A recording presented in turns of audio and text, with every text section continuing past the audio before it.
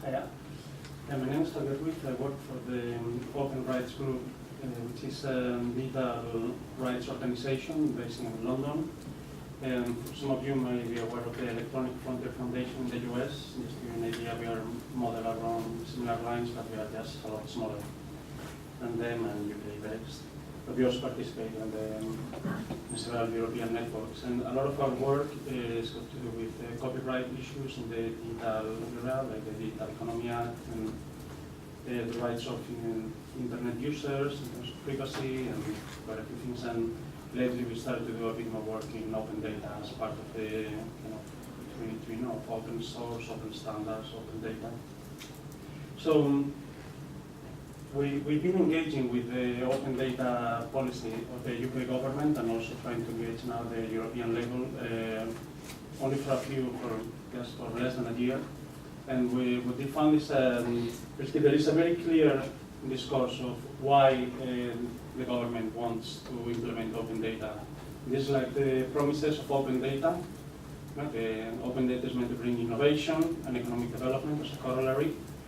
It's meant to increase transparency, and it's in terms of people being able to see what the government is doing, and it's also meant to increase efficiency, the efficiency of government. And these are the three main points that are used as justification for opening government data. I mean, I think we are looking at, in many of the presentations, we are looking at data from independent agencies. I think here I'm mixing data produced by things like trading funds, Northern Survey, and also data produced by government departments, which is, in a way, although probably we should separate it at some point, it's all thrown together in this kind of open government data and open government. So, just to get an idea, I think that there is now a slight concern, I would say, in government and policy circles as to the promise of innovation from open data. And I think that what people have seen is that it's relatively easy to produce applications when you do particularly competitions with prices. We get like 50, 100, 200 applications. Actually, when we look at the price of developing an application for org, it was £20,000, from an agency. And there is a lot of discussion among NGOs and campaign organizations on the value of actually developing an app at all, whether you actually get a return on investment. But the main difficulties that we see is actually it's very difficult for the innovation to scale up from applications to sustainable business models. I mean, people are asking what we think is the wrong question, which is what is the next Google coming up, from open data, hopefully in UK, at least somewhere in Europe. Personally, I don't think that open data is going to provide the next Google. I think that is totally the wrong question. But definitely there are some very serious issues around throwing money at the field in expectation that there's going to be a lot of money generated, and at the moment, all you are getting is like small apps and web.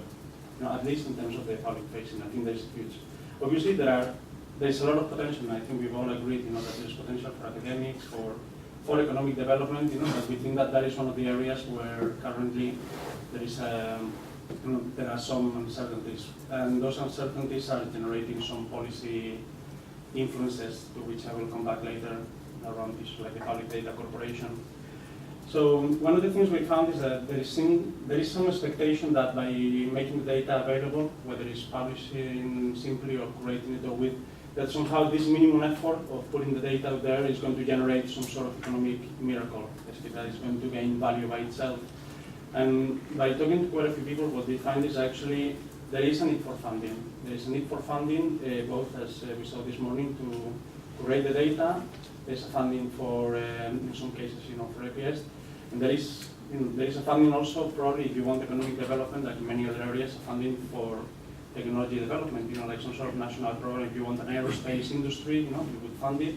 If you want data and technology industry, you will probably have to fund some of it, particularly, no bank or venture capitalist funds initial technology stages. That just doesn't happen. It's not what we seem to be about Facebook and things like that. So that we think that there is a little bit of attacking of the question of funding, this expectation. I think that is one policy reality that one government or another is going to have to confront, that they need to put more money into this, not just great ideas. So that's then I mean, the problem is that my presentation is actually quite quick, so I think that I would like to put more time into questions and answers. But just then, looking at transparency, I think that the reason why a lot of this got kick-started was around the expenses scandal. Not only, but it definitely was a big impulse. And there is now a transparency board that advises the government on transparency, but transparency has become a bit like mixed with many other things, around innovation and other things. So actually the transparency board is advising the government on technical formats for data, but not exactly on what is the, what are the exact mechanisms, like honestly are there. So I think that there is a slight misalignment. When we are talking about transparency, we are talking about political transparency and political accountability. And I don't think we are talking about 5-star systems exactly, although that might be useful. But I think that we are missing a bit, what is, the political objective of making this information available. And I think that we think there are some good moves in the amendments in this new Freedom Act that finally is amending the Freedom of Information Act to make it compulsory for public bodies to proactively disclose at least machine-readable information, so you don't get a PDF, and also in as much as possible that you are allowed to share the information. I don't know if you know the ambassador to Uzbekistan, this very colorful character. He obtained some freedom of information papers from the government in relation to his own office in Uzbekistan and the torture of people there, and he then put them on a website, and he was told, actually, that's very interesting. We gave you these papers to you, you're not allowed to actually publish them. So there are technical issues, there are legal issues around reuse, that are fundamental, in terms of transparency.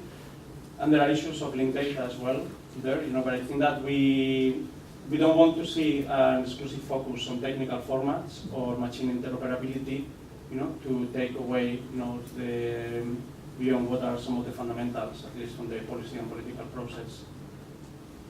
So,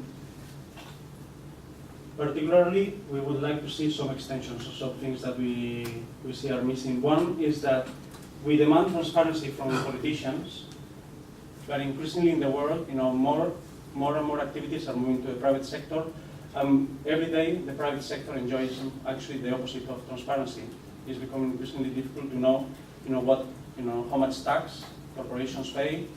If you look into any, for example, if you try to promote open source in the public sector, the first thing you encounter is things like commercial confidentiality of contracts, and you see that also in some of the.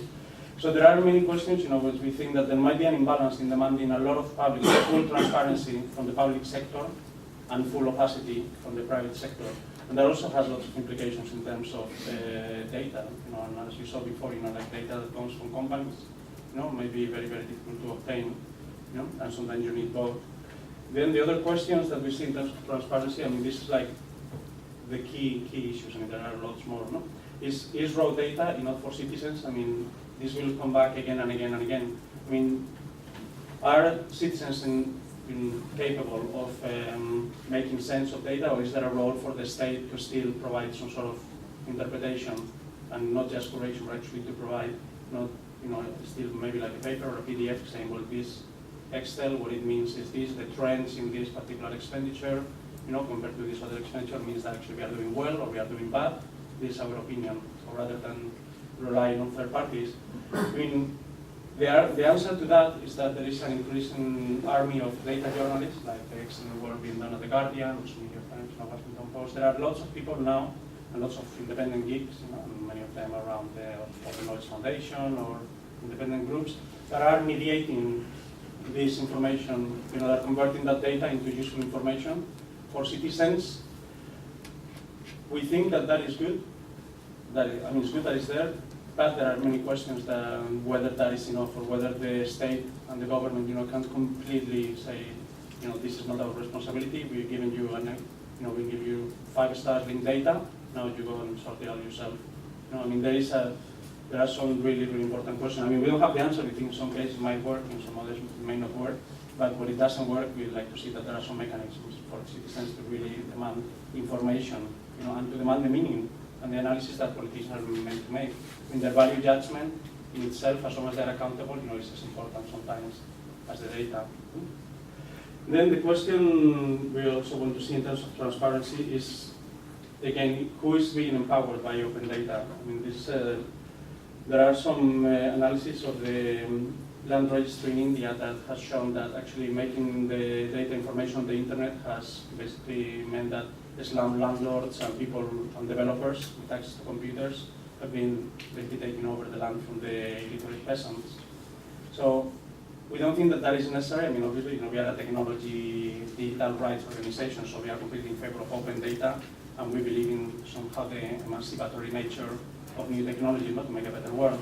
But I think that we also have to be careful, when we go around cheerleading everything, to really look at what are the potential pitfalls. Also, because if we don't do it, if us that are in favor of the technology and openness and transparency don't do this, other people are going to do it for us, and they're going to do it to try to close the flows of data and information. So then the next question is the efficiency. I mean, this is, again, some was asking this morning, is the data.gov.uk being used by government, or is it only a public-facing exercise? I think, as far as I understand, it's not being used, and there are huge questions around, how is this promise of increased efficiency going to materialize? Because so far, there aren't any moves really that we can see in terms of increased efficiency of open data sharing in